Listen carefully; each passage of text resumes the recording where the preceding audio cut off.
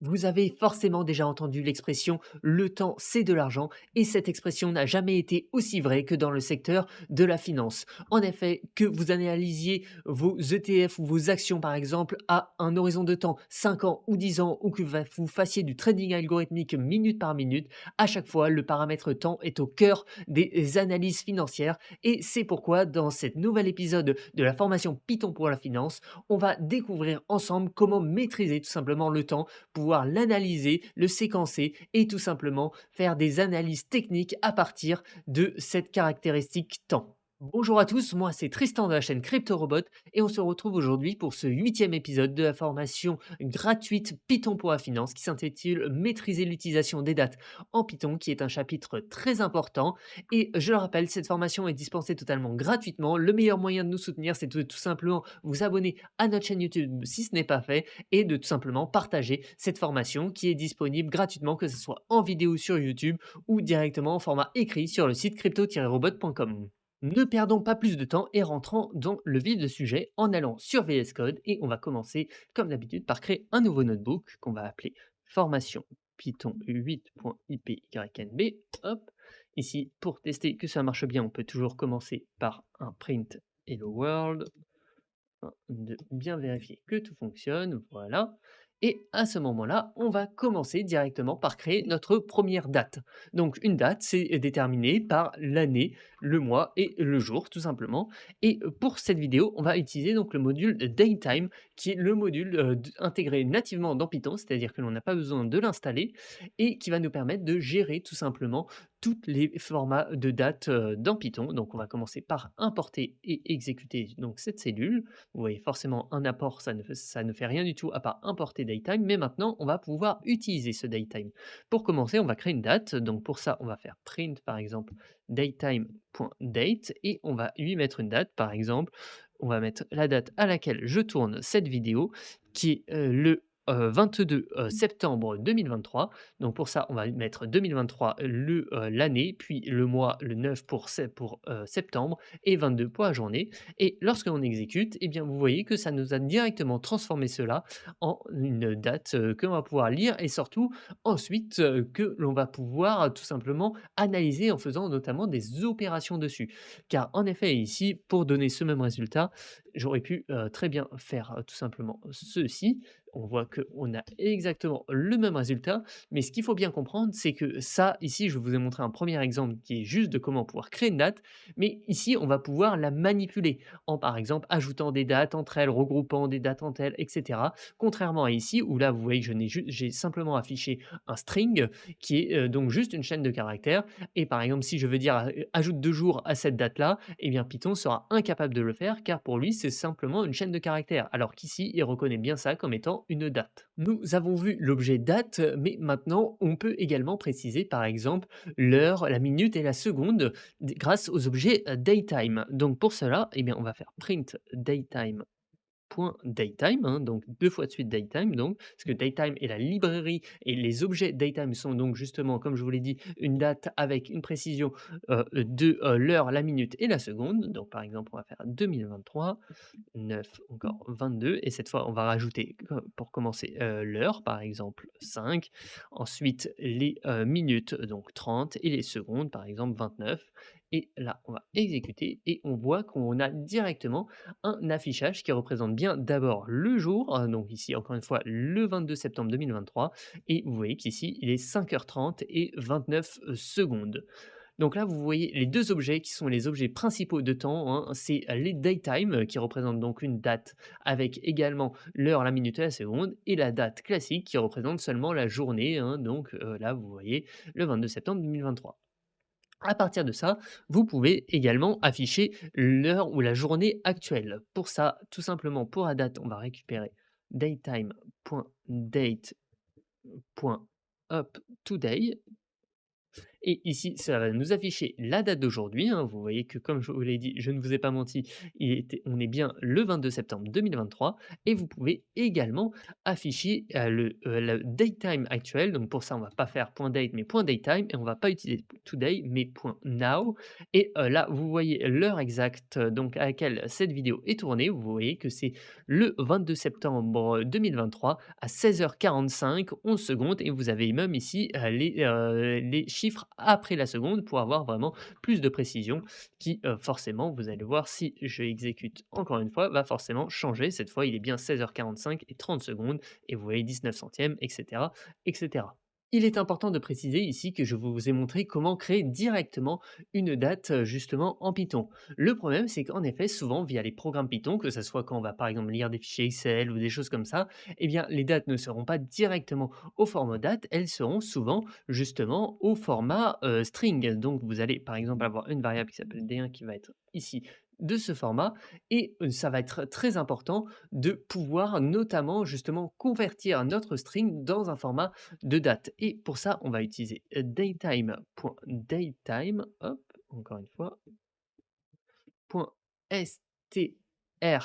.strptime ici, dans lequel on va commencer, comme vous le voyez ici, par mettre la date en string et ensuite le format. Donc, je vais vous expliquer tout ça juste ensuite. Donc, on va commencer par mettre la date en string ici et ensuite on va mettre le format. Donc, le format, justement, il va falloir préciser à Python quel est le format qui est utilisé. Par exemple, ici, vous voyez que si je prends exactement cet exemple, eh bien, ça va d'abord être l'année, ensuite être le mois. Donc, pour ça, à chaque fois, on va faire pourcentage -y en majuscule pour l'année, M minuscule pour le mois et tout simplement D pour les days, hein, en quelque sorte et ici, si j'affiche ça, hop, et bien, forcément ici, je vais avoir le même affichage en quelque sorte qu'avant, mais vous voyez ici, mais il a bien transformé en date car il a tout simplement rajouté les, 000. Donc ici, vous voyez que ce n'est pas forcément utile, sauf que ce qu'il faut bien comprendre, c'est que, eh bien, à chaque fois, en général, le format des dates va changer. C'est-à-dire que, des fois, vous allez avoir, par exemple, je ne sais pas, des espaces comme ça. Disons que demain, vous ayez des espaces au lieu des tirets, eh bien, va falloir adapter votre format ici en précisant que cette fois, il n'y aura plus des tirets, mais simplement des espaces. Et là, vous voyez que ça va encore très bien marcher. Il va encore réussir à le convertir dans une date. Par contre, si demain, vous voyez, vous mettez un tiret ici, là, forcément, vous voyez qu'il y a une erreur car il n'arrive pas à convertir tout simplement sous le bon format. Vous voyez qu'il va vous mettre une erreur que le time data de ce format ne matche pas le format que vous avez indiqué. Mais si par exemple, encore une fois, demain, vous avez des slash ici, eh bien, hop, on va tout simplement mettre des slash dans notre fonction pour qu'elle soit lisible. Et là, vous voyez que tout de suite, elle arrive à récupérer le format de la date. Donc ça, le strptime est très utilisé car il va justement nous permettre de convertir des objets string en des objets datetime que l'on va ensuite pouvoir analyser et ça, on va le voir juste dans la suite de la vidéo. Je vous montre un autre exemple rapidement ici avec justement des deux. Vous voyez ici que j'ai mis dans un autre format en commençant donc cette fois par exemple par les jours, puis le mois, puis l'année et en rajoutant également l'heure et les minutes. Et donc là, vous voyez que j'ai repris la même fonction, hein, c'était strptime et ensuite j'ai tout simplement précisé en effet que d'abord je vais avoir mes jours, puis mes mois, puis mes années, un espace, puis mes heures, puis mes minutes avec un deux points entre les deux. Et là, vous voyez qu'encore une fois, Python le reconnaît bien comme étant une date et va donc tout simplement le convertir en ce qui est pour lui une date. Nous allons maintenant voir le format de date qui est peut-être le plus utilisé dans la finance, qui est le format que l'on appelle timestamp époque. C'est un format très spécifique qui compte le nombre de secondes qu'il y a eu depuis 1970. C'est un format qui permet d'être très concis et de garder en fait en quelque sorte une date sous forme d'un seul nombre et de pouvoir le transformer de manière très précise en une date. Donc pour ce format-là, on va utiliser une autre librairie qui s'appelle tout simplement Time, qui est pareil également une librairie native, donc il suffira de faire import time. Et par exemple, pour voir le timestamp actuel, on va faire time.time pour remarquer ça. Et comme vous voyez ici, ça va nous donner un chiffre, hein, qui est complètement illisible par un humain, qui est, hop, si on essaye de le faire, qui est ici 1 695 394 362. C'est le nombre de secondes qui est passé en fait ici depuis le 1er janvier 1970. Ce n'est absolument pas lisible par un humain, mais c'est un format qui est très utilisé, notamment par les machines justement, pour tout simplement simplifier l'expression d'une date. Bien évidemment, on peut convertir ce format justement de timestamp en un format de date plus classique, notamment donc ici en reprenant notre datetime. Pour ça, on va tout simplement définir ici notre temps actuel dans une variable qu'on va appeler TS. On va l'afficher cette variable et ensuite on va cette fois afficher avec datetime. Donc pour ça, on va faire datetime.datetime encore une fois et ici .from timestamp. Hop, et on suffit de mettre TS et normalement, on devrait pouvoir afficher la date actuelle. Ici, vous voyez, hein, encore une fois, le 22 septembre à 16h55. Il est également important de préciser que ici, c'est les secondes depuis 1970, mais de plus en plus avec le développement des algorithmes, etc., notamment en trading par exemple le haute fréquence, eh bien, on va également ne pas seulement compter les secondes depuis 1970, mais également les millisecondes. Et pour ça, je vais tout simplement reprendre ici ce petit code et ce qui va se passer, c'est que votre format ne va pas être ça, mais va être ce même nombre, mais forcément du coup en millisecondes, c'est-à-dire 1000 fois plus précis que les secondes, avec donc les 3 chiffres après la virgule. Donc pour ça, on va faire time.time fois 1000 et tout simplement si on veut décoder ce chiffre-là, il faudra donc bien penser à le diviser par 1000 car, le datetime.datetime from timestamp ici utilise les secondes et non les millisecondes, hein. Donc là, vous voyez que forcément notre datetime ici est beaucoup plus long car il est, beaucoup plus précis en quelque sorte. Ici, c'est le nombre de millisecondes passées depuis 1970 et ici, vous voyez que j'ai réussi à bien le reconvertir dans un format de date actuelle. Nous avons vu ici vraiment les principaux types de, dates, les principaux types de formats de dates qui peuvent arriver tout simplement en entrée. Donc qu'est-ce qu'on a vu? On a vu les datetime.date, qui représente justement un jour, directement en format de date de Python. Ensuite, on a les datetime.date également directement en format de date interprétable par Python. On a ensuite les strings, hein, qui eux, comme on l'a vu, ne sont pas forcément interprétables directement par Python, sur lesquels il va souvent falloir les convertir. Et on a également les timestamps qui, eux, sont en réalité complètement interprétables par Python, mais qui, attention, ne sont pas interprétables pour un humain et sur lequel, si vous voulez que ce soit lisible par un humain, il va souvent falloir les convertir. Et ce qu'il faut bien comprendre ici, je vous ai montré quelques exemples, pas tous, mais vous pouvez passer d'un type à un autre très simplement en fonction de vos besoins. Par exemple, ici, si je veux tout simplement convertir ce format, disons, en timestamp, hein, donc c'est-à-dire en nombre de secondes depuis 2019, ce que je vais faire, c'est que je vais commencer par le convertir en une vraie date, hein. Donc pour ça, on va faire hop, on va le convertir dans une vraie date ici grâce à datetime justement et ensuite on va pouvoir le convertir en timestamp. Donc on va commencer d'abord juste par l'afficher et ensuite on va l'afficher en timestamp cette fois, donc en faisant d1.timestamp tout simplement, hop, avec une parenthèse et là vous voyez donc le format de date ici tout simplement sous, le format date, vous l'avez ici d'abord sous le format string et enfin vous l'avez sous le format timestamp et donc c'est très important de savoir comment tout simplement passer, d'un format à l'autre, car c'est quelque chose que vous allez être très souvent amené à faire. On va maintenant passer à l'utilisation justement de tous les formats de date avec Pandas. C'est là que ça va vraiment nous intéresser car on va passer directement à l'analyse et on va prendre un cas réel avec, l'analyse justement d'un dataset qui est, tout simplement l'évolution du prix, du bitcoin au cours du temps. Donc pour ça, on va commencer par importer Pandas, Pandas ASPD, hein. Donc ça, c'est je vous recommande d'aller voir une précédente formation si vous voulez bien comprendre cette partie-là. Ensuite, on va tout simplement mettre on va lire notre CSV ici, qu'on a repris des anciennes formations également, hein. Donc là-dessus, je ne vais pas tout simplement en rentrer très en détail, mais on a déjà travaillé avec ce CSV. Hop, donc c'est .csv et ensuite on va l'afficher. Voilà. Donc là, vous voyez, hein, tout simplement, on a commencé par importer Pandas et on a converti un fichier CSV en un data frame Pandas que j'affiche juste en dessous. Et là, vous voyez que vous pouvez reconnaître notamment les colonnes open, high, low, close et volume qui représentent tout simplement ici le cours d'ouverture, le plus haut, le plus bas et le clôture à chaque période. Mais ici, une période donc est définie par sa date et la date ici, je ne sais pas si vous le remarquez, mais cette date est complètement illisible. Mais si vous avez bien suivi la vidéo jusqu'ici, vous reconnaissez peut-être quelque chose. En effet, c'est le format qui ressemble à justement un timestamp. Et ici donc, pour ce faire, on va convertir ce format de timestamp vers un format de date plus classique, interprétable par Python. J'ai récupéré le code tout simplement pour d'abord vous afficher ici le type de notre colonne date, hein. Donc là, vous voyez, encore une fois, on a relu notre fichier CSV, ce n'était pas obligatoire. Mais ensuite, on a affiché, vous voyez, le dtype de la colonne date. Et ici, quand on l'affiche, on voit que c'est un int64. Donc int, je rappelle, c'est les nombres entiers. En effet, comme on peut le voir, ici, à chaque fois, ce sont des nombres entiers.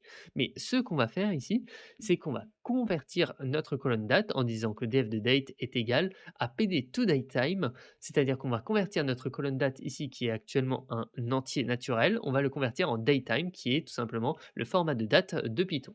Donc pour ça, on va dire pd to datetime, notre colonne df de date, et unit, ça va être très important, on va mettre millisecondes. En effet, vous pouvez utiliser S par exemple pour secondes quand c'est des timestamps justement en secondes depuis 1970, mais là, quand on voit le nombre de décimales, eh bien, on arrive assez vite à remarquer que ce sont des millisecondes et non pas des secondes. En effet, vous voyez que ça ressemble beaucoup plus à ce format que à ce format, notamment au niveau de la longueur.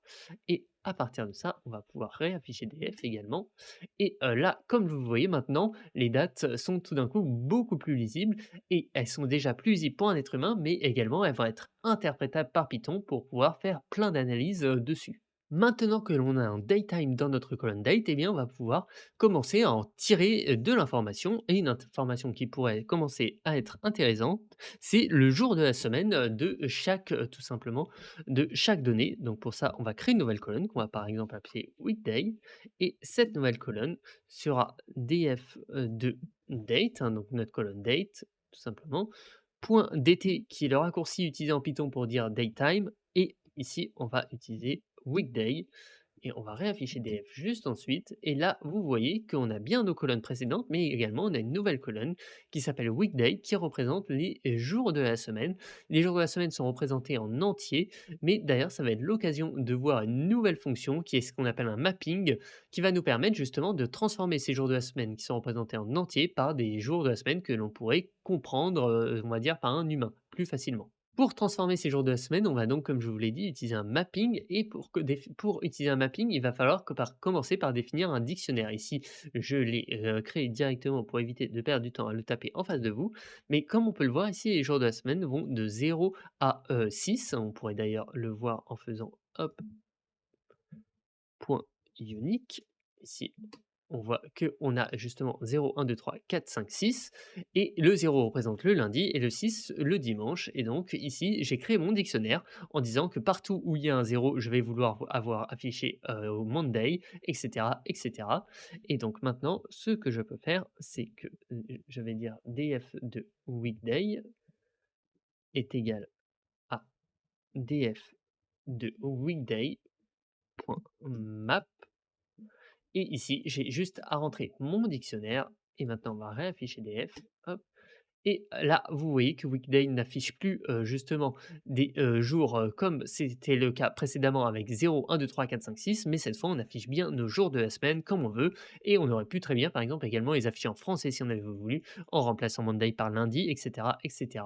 Là, vous avez utilisé un mapping, c'est également une fonction qui est très importante en Panda, car ça va vous permettre justement de faire des transformations en disant que, par exemple, justement, eh bien, certaines fois, on va utiliser 0, 1 pour dire vrai, faux, et vous voudrez plutôt voir vrai, faux que 0, 1. Donc, vous allez afficher, vous allez associer à 0 vrai, à 1 faux, par exemple, et ainsi de suite. Vous pouvez utiliser de nombreux points comme ceci. Également, on peut commencer à réaliser des opérations sur les dates. Donc, pour ce faire, on va par exemple essayer de soustraire la date actuelle avec la date précédente pour voir notamment, ça va par exemple nous permettre d'analyser les écarts de date. En effet, hein, là on voit que c'est un jeu de données qui est heure par heure, mais il peut être intéressant de vérifier que ce jeu de données représente bien toutes les dates heure par heure. Donc pour ça, on va faire par exemple une nouvelle colonne qu'on va appeler datediff et qui va être égal à df, de date moins tout simplement df de, date point shift pour récupérer la colonne précédente, on va utiliser point shift, hein, donc c'est-à-dire si on utilise shift 1, c'est la colonne précédente de 1, on pourra utiliser shift 2 pour la colonne précédente de 2, et cetera, et cetera. Et on va ensuite juste afficher notre dataset. Et ici, comme vous voyez, on affiche nos données. Cette fois, on a une nouvelle colonne qui s'appelle datediff qui affiche tout simplement l'écart entre notre date et notre date précédente. Donc là, d'après ce qu'on voit, forcément, on a l'impression que c'est tout le temps une heure, mais il peut être intéressant d'afficher, justement, cette colonne datediff avec l'attribut value count qui va nous permettre de pouvoir justement repérer toutes les valeurs uniques et surtout leur nombre. En effet, on voit qu'on a très majoritairement ici des écarts de 1 heure, hein, car forcément c'est un jeu de données en heure par heure. Ici, on voit qu'on a 51 000 écarts de 1 heure, mais on voit qu'on a également d'autres écarts. Et cela, il peut être intéressant de s'interroger sur ces jeux de données avant de vouloir, par exemple, les utiliser. En effet, on voit qu'on a 26 données qui n'ont tout simplement pas d'écart de date, c'est-à-dire que c'est les mêmes données, c'est sûrement par exemple dû à des doublons. On a également 9 valeurs où on a 2 heures d'écart. Ça peut être dû par exemple à une date qui a été sautée tout simplement ou quelque chose comme ça. Il peut y avoir beaucoup de raisons, mais comme on voit en tout cas, même si la grande majorité des données sont bien heure par heure, on voit qu'on a quelques exceptions avec par exemple des doublons et des données qui sont écartées de 2 heures, 3 heures, jusqu'à plus d'un jour et 10 heures. Vous voyez qu'à un moment, l'écart entre 2 données est, de 1 jour et 10 heures, ce qui est vraiment très important. Nous avons tiré à partir de la date les, jours de la semaine et une information qui pourrait être très importante et qui va nous apporter de la valeur ajoutée, c'est d'essayer par exemple de remarquer s'il y a plus de volume entre, par exemple un lundi et un dimanche et ça, c'est une information qui peut être capitale justement dans l'analyse de votre trading et si par exemple demain vous souhaitez lancer une stratégie de trading automatisée avec par exemple beaucoup d'argent dessus, eh bien vous n'allez pas vouloir qu'elle tourne les jours où il y a plus peu de volume et c'est pourquoi il est très important de se renseigner et ici, on va voir que c'est très simple de réaliser ceci. Pour ceci, on va utiliser une fonction très importante en Pandas qui est la fonction group by. En effet, ce qu'on va faire, c'est qu'on va regrouper justement par jour de la semaine et qu'on va vouloir le volume moyen par jour de la semaine. Donc pour ça, je vais vous montrer l'instruction et je vais vous l'expliquer peut-être un peu après pour essayer de bien comprendre. Donc on va faire donc df.groupby. Ici, forcément, qu'est-ce qu'on va dire qu'on veut grouper par le jour de la semaine? Donc notre colonne s'appelle weekday. Et ensuite, il va falloir préciser comment faire notre regroupement. Ça, c'est très important, car est-ce que vous voulez faire regrouper, justement, faire la somme par jour de la semaine, faire la moyenne, faire le plus haut, le point maximum, le point minimum, etc. Et donc, on va faire des points aggregate, donc enfin point ag qui est un raccourci justement, et on va utiliser un dictionnaire ici sur lequel on peut préciser toutes les colonnes que l'on souhaite agréger. Ici, celle qui nous intéresse, c'est le volume et sur lequel on va préciser que l'on souhaite faire tout simplement la moyenne. Pour cela, on va utiliser min et on va maintenant exécuter et là, on voit qu'on exécute quand en exécutant, on voit qu'on a tout simplement une ligne par jour de la semaine et qu'associé, on y a le volume moyen. En effet, ici, on voit que par exemple, le vendredi, en moyenne, on a 3 525 bitcoins qui sont échangés par heure, hein. Je le rappelle, notre dataset est par heure, donc ici, c'est la moyenne du volume par heure. Ici, on voit qu'on a 3 525 bitcoins échangés. Ensuite, on peut voir que pareil, le lundi, 3 444. Et par contre, un point très intéressant, on voit que le samedi, on a entre guillemets que 2300 bitcoins échangés et le dimanche que 2400. On voit que les 2 jours de la semaine ont un volume bien moins important que le lundi, mardi, mercredi et jeudi qui sont autour, hein, on voit, de 3500 bitcoins échangés par heure et par jour.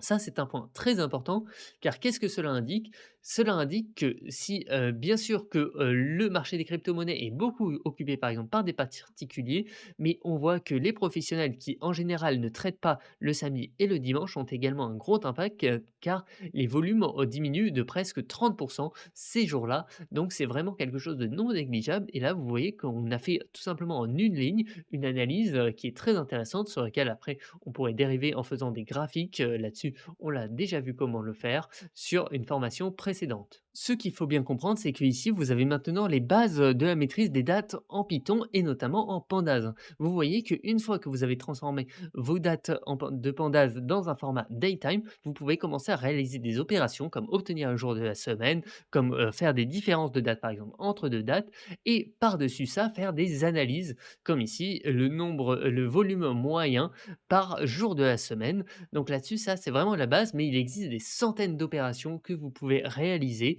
Vous pouvez par exemple penser à essayer ici de réaliser s'il y a, en plus, des volumes justement, une plus haute volatilité par exemple lorsque, l'on a des jours de la semaine ou des jours du week-end. Pour ça, vous pourriez penser par exemple à faire la différence entre le high et le low et regarder si la moyenne de cette différence par jour de la semaine, eh bien vous auriez justement la réponse à votre question. En réfléchissant à tout ça, un petit exercice m'est venu à faire que vous pourrez retrouver directement sur crypto-robot.com ici, c'est faire une différence du comportement du Bitcoin en fonction des marchés financiers. En effet, on sait que le Bitcoin est très corrélé aux différents marchés financiers mondiaux, notamment le S&P. Donc, je voulais voir, par exemple, s'il y avait des différences en fonction des bourses ouvertes. En effet, si vous ne le savez pas, les bourses mondiales sont ouvertes qu'une partie de la journée. Par exemple, la bourse qui est utilisée par la France, hein, la bourse Euronext, est ouverte de 9 heures sur le créneau de 9 heures à 17 heures, heure de Paris. Et donc là-dessus, il pourrait être très intéressant de voir si, en général, on a par exemple plus de volume entre 9 heures et 17 heures que tout simplement le reste du temps. Donc pour ça ici, pour réaliser cet exercice, je vous ai indiqué quelques étapes assez simples, justement pour essayer de le réaliser. Mais la première étape sera de créer d'abord une colonne qui affichera si la, place boursière en question est ouverte. Donc, pour ça justement, il faudra vérifier partout où on a une date compris entre 9 heures et 17 heures, par exemple, si on prend pour la bourse de Paris et y mettre une valeur true et si ce n'est pas le cas, y mettre une valeur false et ensuite on va pouvoir refaire par exemple notre agrégation par, volume, par, enfin, justement par cette donnée. Si la place boursière est ouverte, et ben, quel est le volume moyen? Si la place boursière est fermée, quel est le volume moyen? Si la place boursière est ouverte, quelle est la volatilité moyenne? Si la place boursière est fermée, quelle est la volatilité moyenne? Et ça vous permet de, voilà, encore une fois, de pouvoir faire comme, des analyses assez poussées et c'est vraiment très important, comme je vous l'ai dit, justement, de maîtriser ces dates pour pouvoir faire ce genre d'analyse car le temps rythme tout simplement le cœur de la finance mondiale. On parle, d'ailleurs énormément de valeur temps pour l'argent. Vous avez maintenant toutes les informations pour maîtriser au mieux les dates en Python et je vous retrouve maintenant à la prochaine séance qui, je pense, va être très intéressante sur comment backtester une stratégie de trading automatisée en Python. Ici, on va vraiment rentrer sur du concret, sur comment tirer la force maximum du langage de programmation Python et également de la librairie Pandas qu'on a également déjà bien utilisé lors de cette formation.